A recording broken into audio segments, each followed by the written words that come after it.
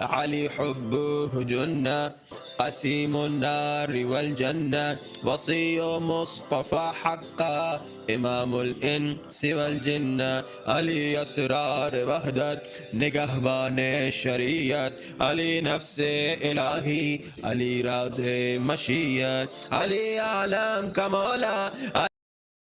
کی طرف ہم چلتے ہیں کہ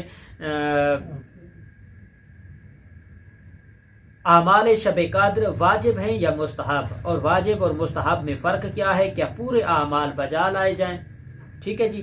پہلی بات یہ کہ اعمال شب قدر جتنے بھی ماہ رمضان کے اعمال ہیں یا 15 شعبان میں جو شب قدر اس کو شمار کر کے اس میں جو اعمال کیے جاتے ہیں، شعبان میں کیے جاتے ہیں، رمضان میں کیے جاتے ہیں، یا محرم میں بھی بعض اوقات کچھ راتوں میں کچھ خاص اعمال کیے جاتے ہیں، مطلقاً جتنے بھی پورے سال کے ایام ہیں، یا لیلۃ القدر کی راتیں ہیں، شب قدر کی راتیں ہیں، یا 27 19 21 کی 25 کی 23 کی جتنی بھی راتیں ہیں، ان تمام راتوں کے اعمال واجب نہیں ہیں بلکہ مستحب ہیں. ٹھیک ہے.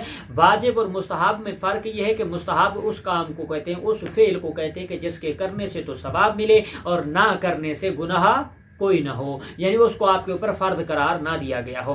واجب اس کام کو کہتے ہیں کہ جس کے کرنے کے لیے حکم بھی دیا گیا ہو، اگر اسے ادا نہ کیا جائے تو وہ آپ کی گردن پر قرض باقی ہے اور اس کی جواب دہی آپ کو دینا لازم ہے، اور خدا کی بارگاہ میں آپ جواب دہ ہیں اور آپ سے سوال اور جواب پرسی جو ہے وہ کی جائے گی. ٹھیک ہے جی.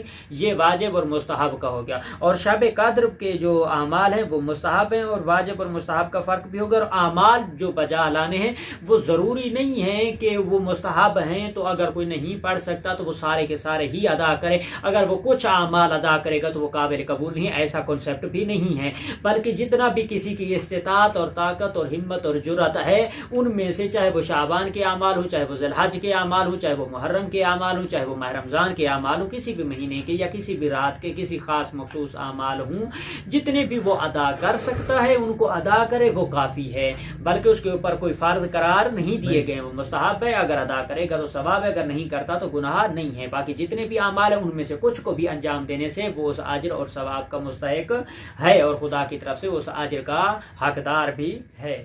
ٹھیک ہے جی. اور